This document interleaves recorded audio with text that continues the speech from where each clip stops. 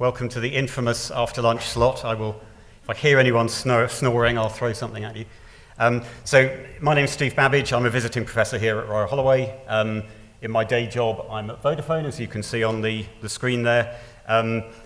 Amongst my responsibilities there, I chair the group, the international standards group that specifies the cryptographic algorithms that get built into all the mobile standards, have done from kind of halfway through 2G and ever onwards, so all the 3 and 4G algorithms and the new ones in 5G as well. I'm going to be talking about the road to 5G security, so I'm going to start back at the beginning with 1G and then work my way up, because security is a gradual set of evolutions and set of enhancements. Before I get on to talk about 5G security, I will briefly try to address the question, what actually is 5G anyway? Then I'll talk about the new security improvements we have in 5G, some new areas of risk that it introduces as well, and some work in progress that will impact security as 5G proceeds. So let's talk about cryptography and security in mobile phone networks, and let's start with first generation. Some people in the room old enough to remember this, some not. Pretty stylish phones, as you can see. And there were two glaring security problems that came to light with first generation mobile. Up in the top left, cloning. So it was very, very easy to make my phone pretend to be your phone. Your phone would essentially just announce itself, its credentials, such as they were, in clear over the radio interface to the network it was talking to. I could record that, program my phone to say the same thing, and then any calls I made would be charged to your bill. The second is eavesdropping. So it was all too easy for people to listen into the phone calls of targets. Even easier then, because first generation was analog, not digital. So you literally just had to go to Radio Shack or Tandy, depending on which country you're in, buy a radio receiver and turn the dial until you heard someone speaking. That is how easy it was. And there were lots of high-profile cases, for instance, of journalists listening to members of the royal family or other important people. So when 2G came along, the decision was taken to introduce cryptography to plug those glaring gaps. And I'm going to get just faintly detailed in this slide so you see the picture, but from then on I'll be a little higher level.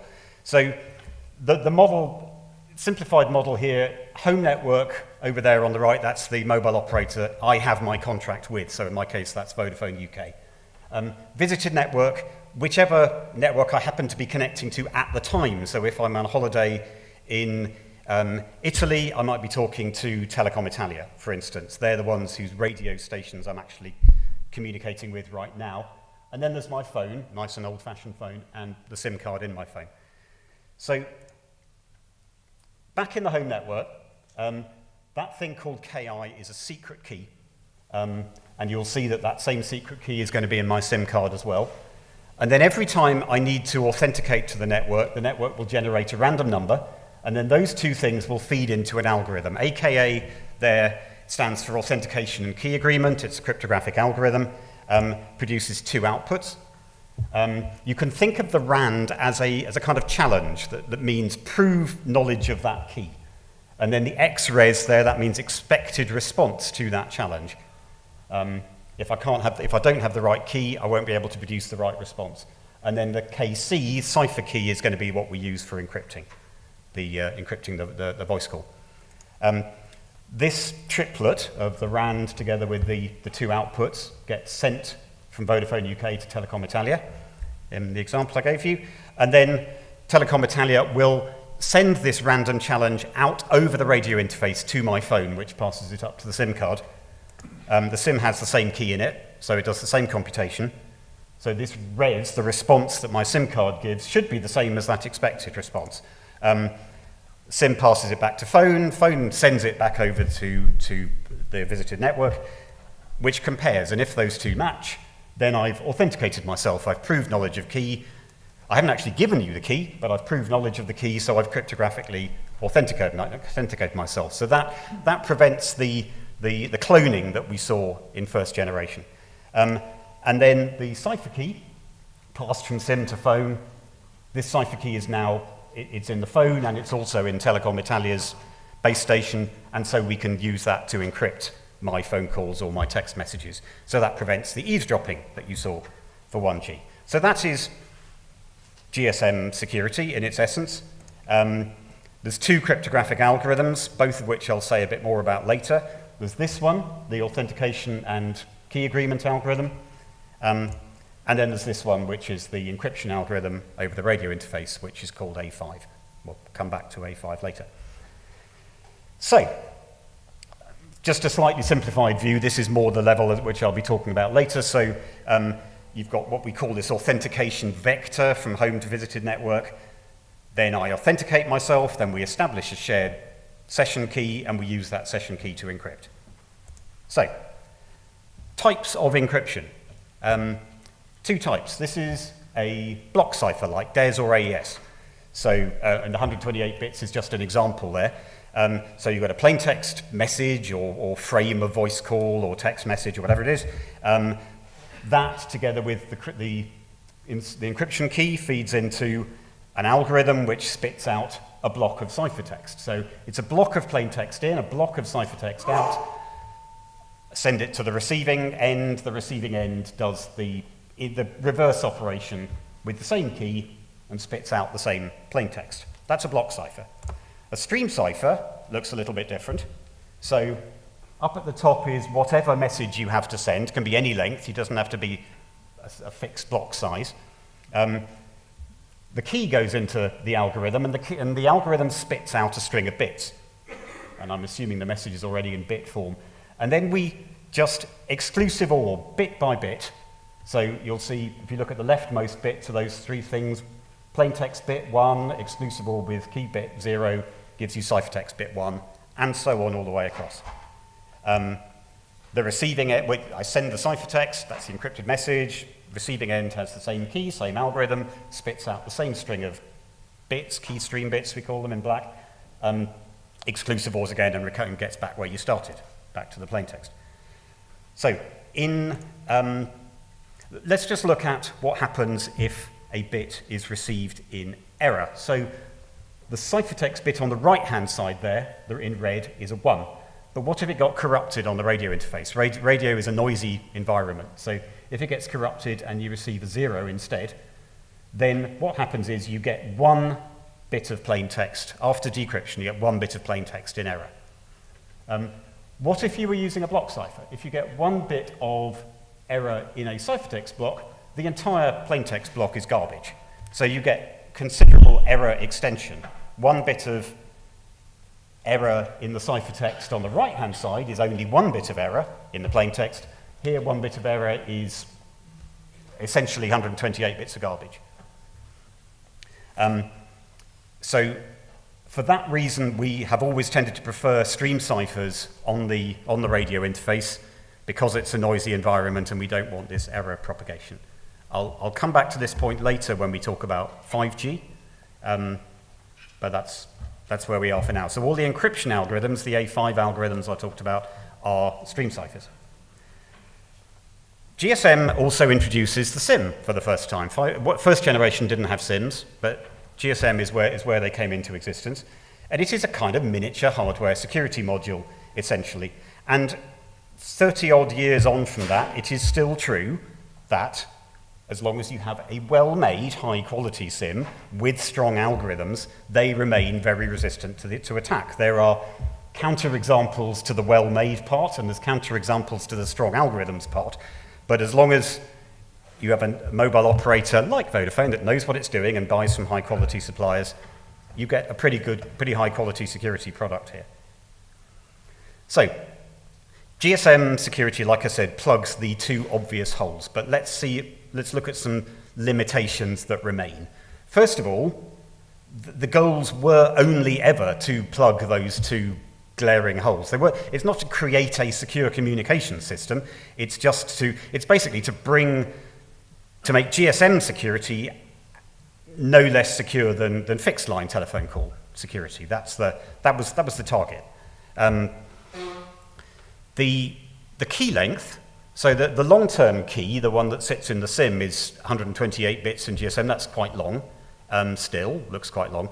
But the encryption key, the session key, is only 64 bits in GSM. And that looks, while back in the sort of early 1980s, that looked like a decent length for a session key. It doesn't look so long today. 64-bit keys are not really the way to go these days. If I'm honest, we weren't really expecting that GSM would still be in use all these years later, but it is. One-way authentication. So I showed you how my SIM authenticates itself to the network, but it's that direction only. The network doesn't authenticate to me. I'll say more about that on the next slide. And then initially, the A5 encryption algorithm, the initial versions were not as strong as they might have been. There were constraints on how strong they could be, particularly for export. This is an export-controlled area. And honestly, this use of crypto in GSM was the first mass-market use of cryptography for communications anywhere in the world. So to law enforcement who were used to having a fairly easy time of listening to people's calls, this was something of a surprise. So one-way authentication. I said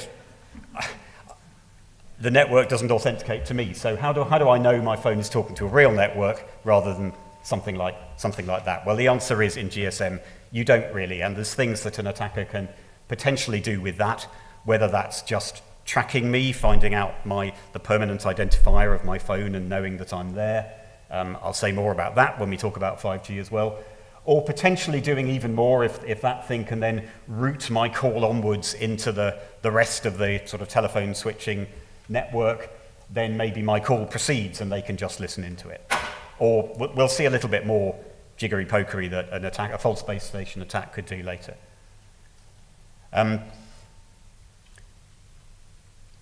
GSM algorithm. So the encryption algorithm has to be standardized because I showed you, remember, visited network examples where I go on holiday to Italy and I happen to roam onto Telecom Italia. My phone needs to be able to talk the same encryption language as the Telecom Italia base station. So operators can't just do their own thing there. It's different for the Authentication and Key Agreement algorithm. I'll come back to that in a bit.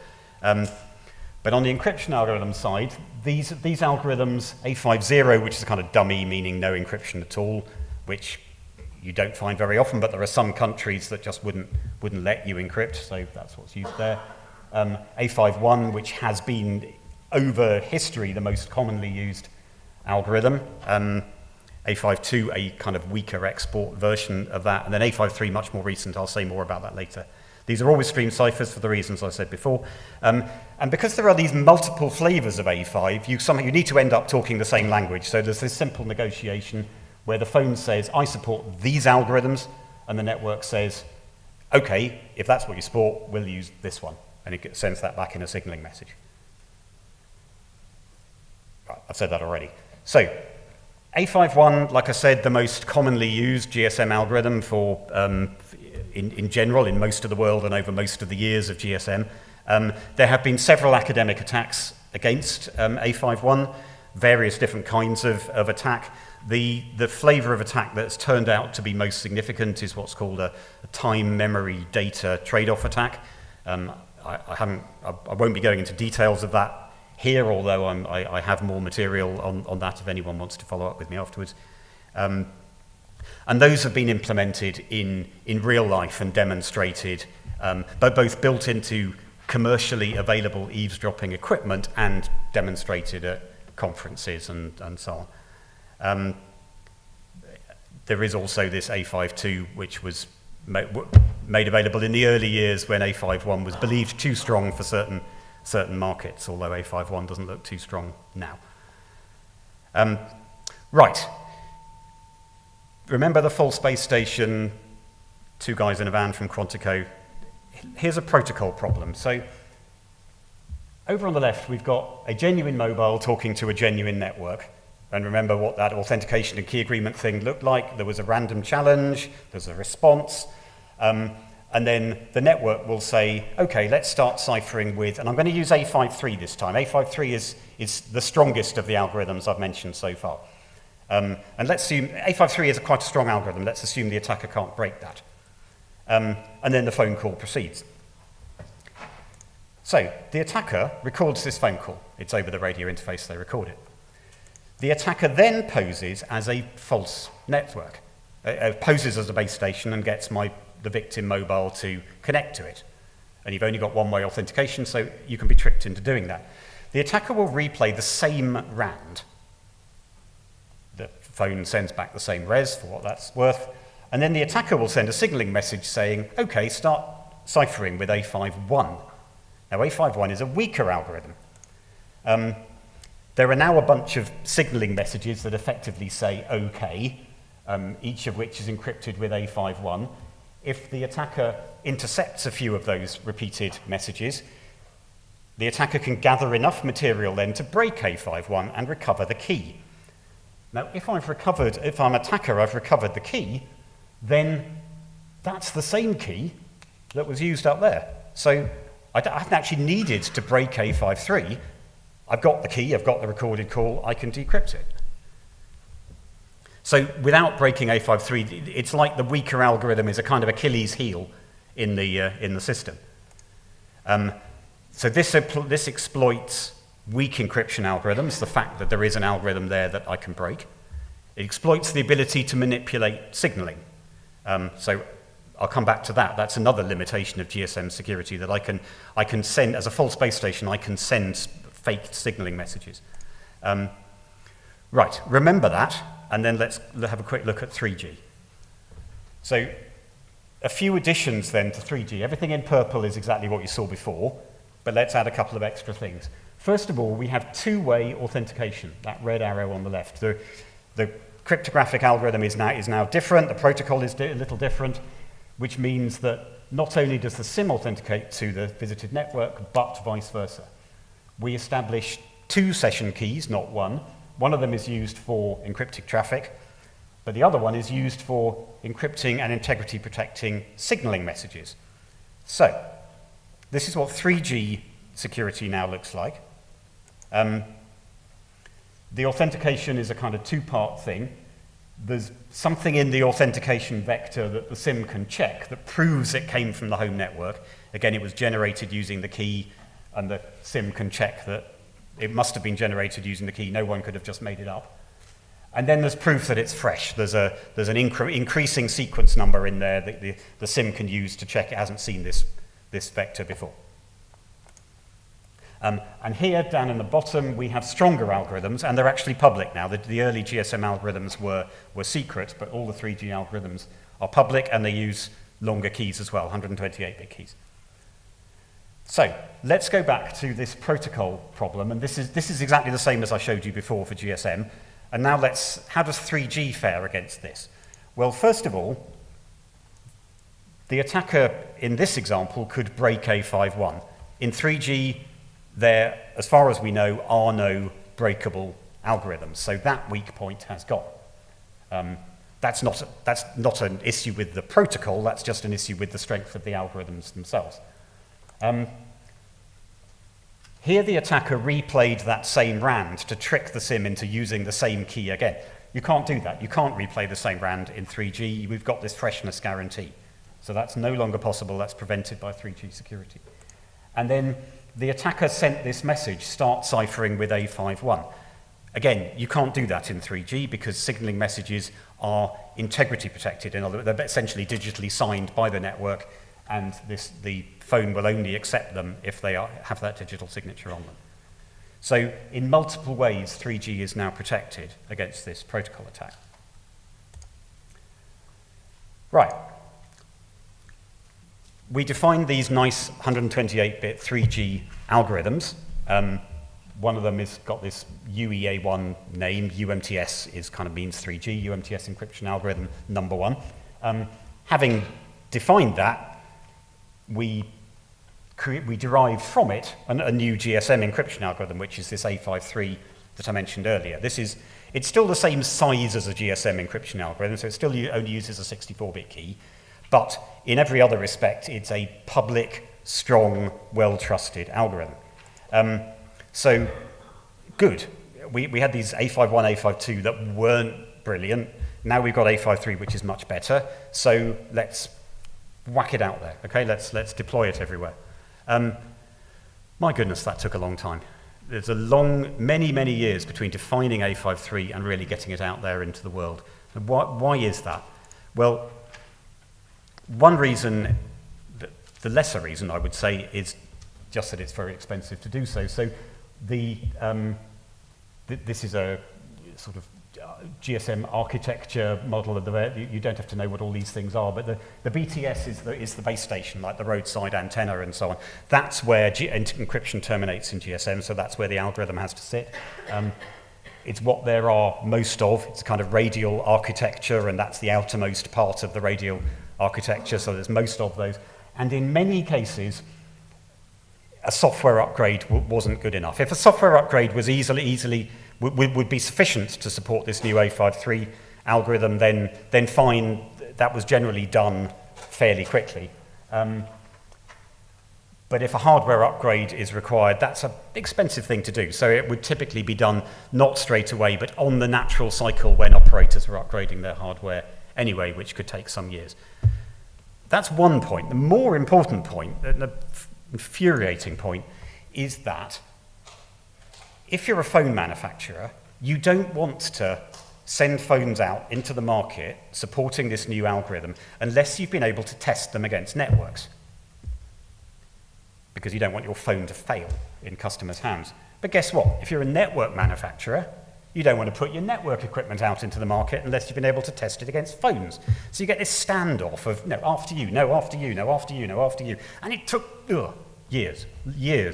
I'm happy to say that we do now have fairly wide A53 deployment. All Vodafone markets do now support A53, but it's been a long time coming.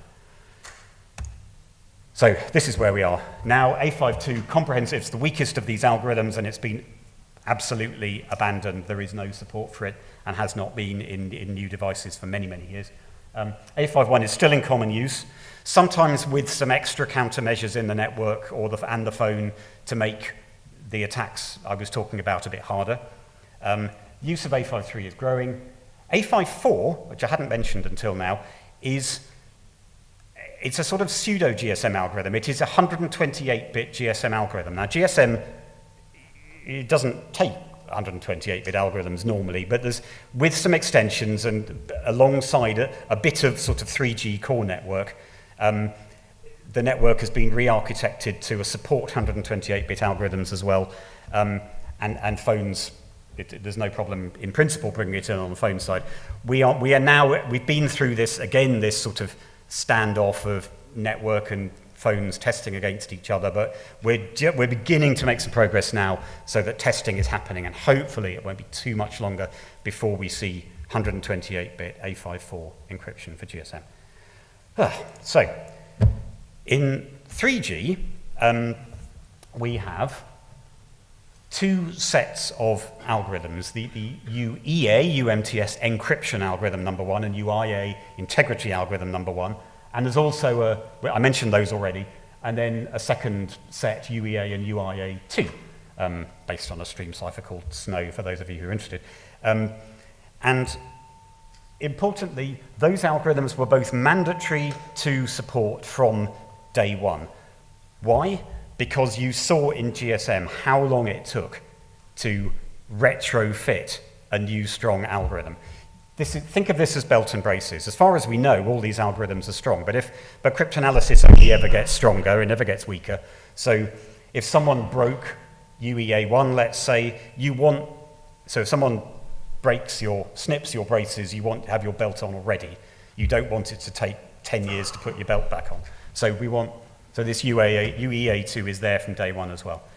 And just to say, they are deliberately designed in very different ways, so while you can never be totally sure, the chances of one piece of cryptanalysis affecting both algorithms at the same time seems very low. So, I've spoken about encryption algorithms mostly. let's talk about these authentication and key agreement algorithms. That's the one at the top there, authentication and cipher key generation. So that's the GSM picture. And operators can choose their own here, because if you look at it, the algorithm is in the SIM, so that's my SIM given to me by Vodafone UK, and in the home network, which is Vodafone UK. So Vodafone UK can do their own. They don't have to be international standards.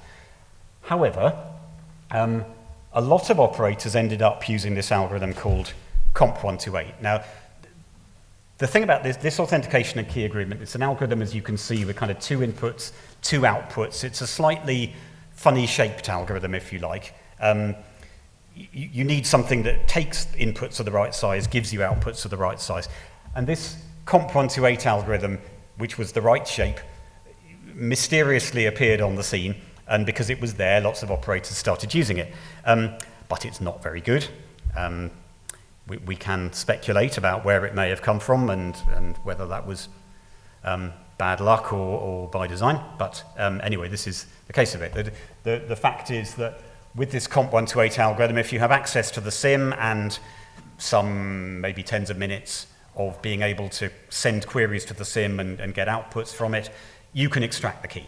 You can work out what the key is. And then it's kind of game over a bit. Once this was appreciated publicly, replacement de facto standard algorithms were designed, Comp128.2 and Comp128.3, and if I recall correctly, they were designed here in Royal Holloway. For 3G, the shape of the algorithm is a slightly different set of inputs and outputs, so we needed a different de facto standard algorithm for operators who didn't want to do their own thing or didn't feel competent to do it. We designed this thing called millinage, which is a construction using AES. And that is still in very, very wide use today. It's the sort of default choice for most operators. Right, Vodafone does something, I'm straying away from the standards here. Vodafone does something a little bit unique in that we have a dual, again, belt and braces algorithm. This belt and braces theme comes up a few times in my talk. So we have a combined algorithm that uses both the standard millinage thing and a proprietary thing of our own called Brute, with key derivation in such a way that if either algorithm were ever broken in future, you could start using the other one under control of the network. The network can say, okay, millinage is broken, we're going to start using Brute now. The way the keys are derived means that the break of millinage has no impact on, you can carry on using Brute safely. Your key hasn't given the game away. The fact that your key may have been broken under the millinage side, you can still use Brute safely. Right, 4G. Let me show you how security has evolved from 2 to 3 to 4G. The key length, first of all, the session key length was, that doesn't look very pretty on the screen, was 64 bits in GSM. It's 128 bits in both 3G and 4G. And 128 bits still looks pretty good. I'll come back to quantum later, but generally it looks good. In GSM, as I said, we had this one-way authentication, so false base stations were a problem. In 3G onwards, we have mutual authentication and integrity-protected, digitally signed signaling, so false base stations can't really do much. This looked much better on my own laptop. Anyway, I hope you can still read it okay. A little extra in 4G is not just that it proves that it's a genuine network, but it proves which particular visited network you've roamed onto. It demonstrates that it is actually Telecom Italia that I've roamed onto right now. In the authentication and key agreement algorithms, I mentioned that Comp128 thing. In both cases, operators can do their own, but the example algorithm, this millinage that most operators use, is much better than the original Comp128 thing for GSM. In encryption algorithm side, so I said GSM had these early secret algorithms. From 3G onwards, all algorithms have been full strength and remain so as far as we know, and public. And I showed you this protocol attack, the fact that we were using the same cipher key no matter which algorithm you chose for encryption. In 4G, actually, there is a the key derivation is slightly different, so there's different keys for different algorithms now. So, some incremental security for 4G, but I'd say that the jump in quality from 2G to 3G, the security that 3G adds is a much bigger step up than what 4G then sort of marginally adds on top. Again, we have these kind of the two sets of algorithms, both mandatory from day one, so again a belt and braces approach. Slightly odd thing happened later that the Chinese operators came along and said, we're not allowed to use algorithms that are designed anywhere other than China. So we need a China special algorithm, please. And we went through a kind of uncomfortable process of standardizing an algorithm that was designed in China. There was naturally a lot of suspicion and people saying, oh, they're putting this algorithm into, so because they know they can break it. I genuinely don't believe that's true. I think it's a good algorithm and they were simply following their own laws. Had it been true that lots of other countries also then insisted on their own special algorithm, it would all be a bit of a mess, but happily that hasn't happened. China is the only country to have done so. Right, let's have a quick look at the SIM. I showed you the SIM for GSM. So the SIM, we're initially used to it being something we take in and out of our phone. But then you get all these, what we call Internet of Things devices, all kinds of machines, not personal devices, whether they're from cameras to trucks to vending machines to gas meters to electricity meters to payment and thousands and thousands of others. SIMs to go in there. First of all, there's potentially less reason to take them in and out, but also let's have a quick look here. We've seen the shape of the physical SIM, the one that we're used to, that we take in and out of the phone, change very substantially over the years from something that was initially the size of a credit card down to the mini and micro and nano SIM that's basically the size of the gold part and nothing else, which is what most new phones seem to take now. But then that MFF thing, that's machine form factor, that's a soldered chip form of the SIM, and that's what generally goes in all these Internet of Things devices, because partly because a soldered device, it's a lot more environmentally resilient. It can stand a lot more in the way of vibrations, more extremes of heat and cold, and so on. So that's typically what you'll get in machines. However, there are slight limitations with this soldered SIM approach, because that means that when I produce, let's say, something for a camera, if I'm going to have my SIM soldered in, that means I need to know when I make the camera which country it's going to be sold in, because I want it to work on an operator in that country. And that could be a problem from a logistics point of view. And then what if whoever's maybe, I don't know, this is a Panasonic camera, and they want to switch. Panasonic are providing you an internet connected service here, but then 2 years later they want to switch from Vodafone to Orange for some bizarre reason we won't go into. How are they going to do that? Well, we have this thing now called the embedded SIM, but think of it as remote SIM provisioning. That's another term you'll find out there. So a server can talk over the radio interface to the physical entity that the SIM is on, and either load the SIM credentials initially or change the SIM credentials from one operator to another. That addresses both of these problems. It means that the camera can end up in Germany, and then we'll decide to program it with a Vodafone Germany set of credentials. It becomes a Vodafone Germany SIM, whereas it was sort of vanilla before. Or if they want to switch from that being a Vodafone SIM to that being an Orange SIM, they can do so. Right, I showed you various de facto standard authentication algorithms before. There is now a new one called TUAC as well, designed by Sage. There's been some useful analysis of that done here by Keith at Royal Holloway as well. The idea being that particularly on this embedded SIM platform, the platform will go out with both Millanage and TUAC there from day one. So again, a choice of algorithms, resilience for the future, because some of these machines will last for 20 years or more. If you commit to a single algorithm and you've no way of changing it for 20 years, that's a dangerous position to be in. Here we have two different algorithms. If one is ever broken, you can do a remote SIM provisioning and start using the other one instead. Belts and braces again. And then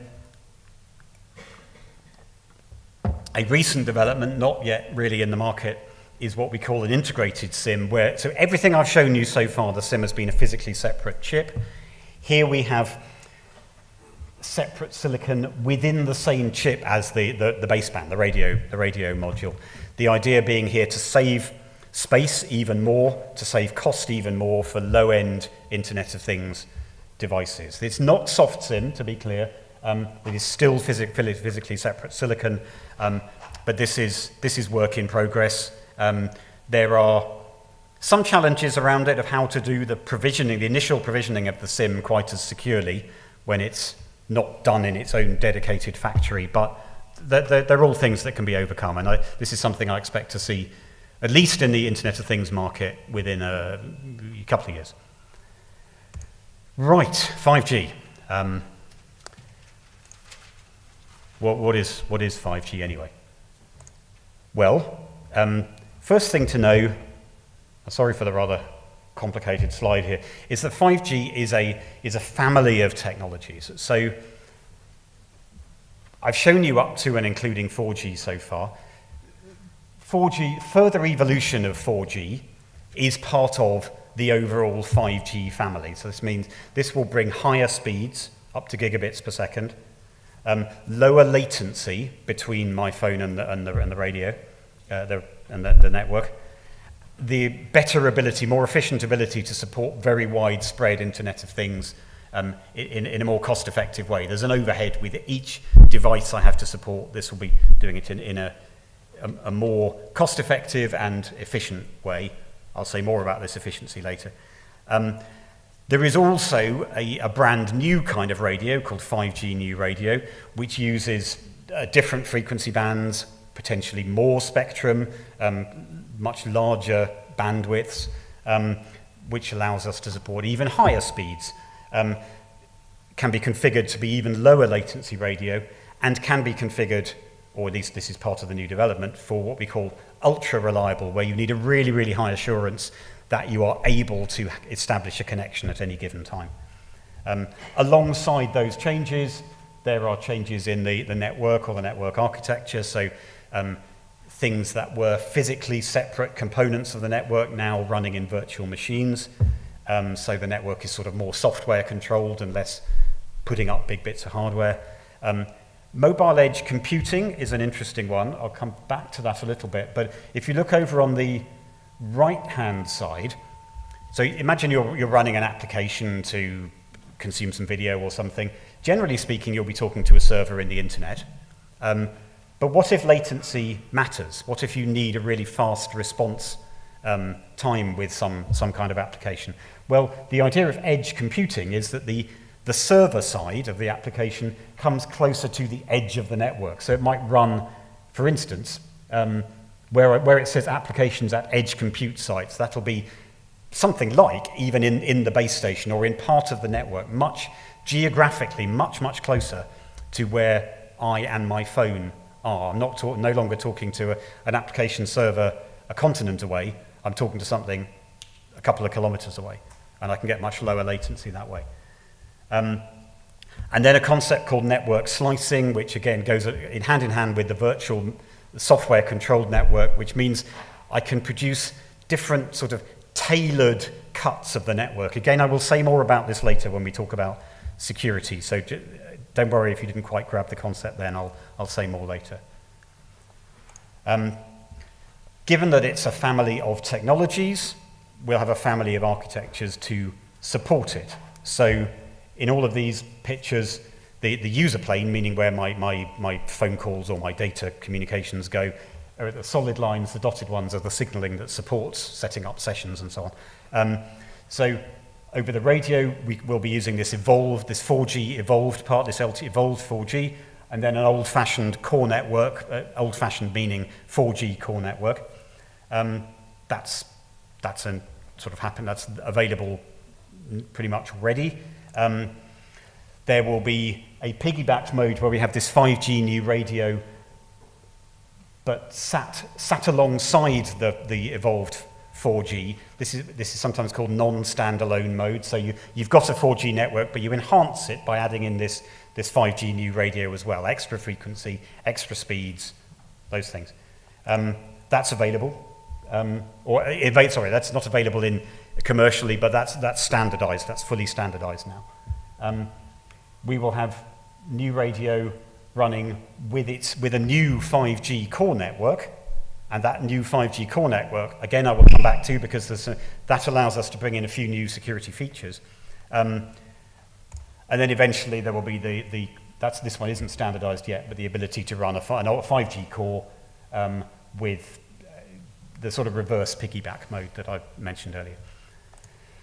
So IoT, Internet of Things, what might we want from Internet of Things? Well, one thing we might want is devices that can run on batteries for years and years and years.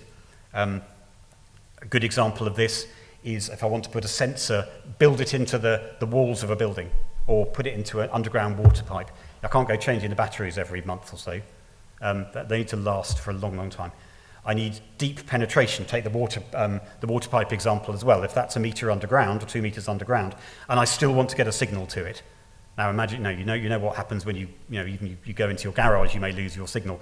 Here we want to get much deeper penetration than is typically possible today. We want very large numbers of devices to be supported in an efficient way that doesn't overload the network. We don't want to overload the network capacity either, so we want the bandwidth to be very low. And typically these things will only communicate rarely and small amounts of data, so low bandwidth is fine.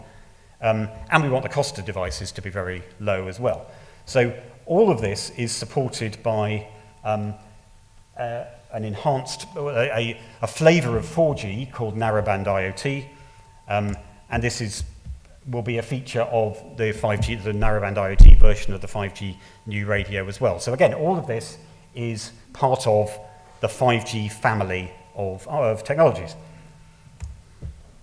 Right, now I'm finally going to get on to telling you about some of the new security features that are in 5G that we didn't have before. So this you've seen before. This is what 2 or 3G or 4G authentication looked like at a very high level. Got this authentication vector and then the authentication and session key establishment, and then once you've done that, we can communicate securely, whatever that means, encrypting data, etc., etc. Once all that's happened, the visited network will send back a bill to the home network saying, so Telecom Italia will send a bill to Vodafone UK saying, Steve came here and he consumed 8 gigabits of data, and now you need to pay us for that. There was actually originally no proof that I'd been to Italy at all. I mean, how is Vodafone UK supposed to know that I've been there?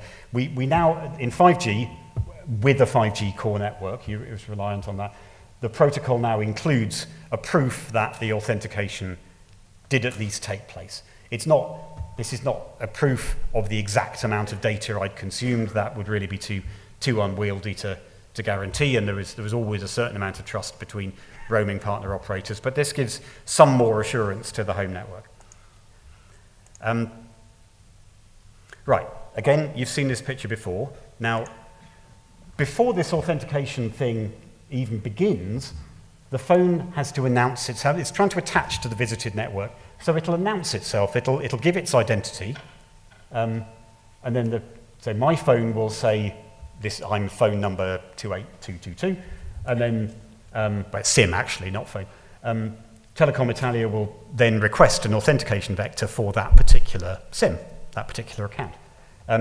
Most of the time, this is a temporary identifier, a kind of alias that can't obviously be associated with me. But you can't always do that. Sometimes that has to be a permanent identifier. If I've never been to Italy before, I've never attached to Telecom Italia before, then we have no alias in common.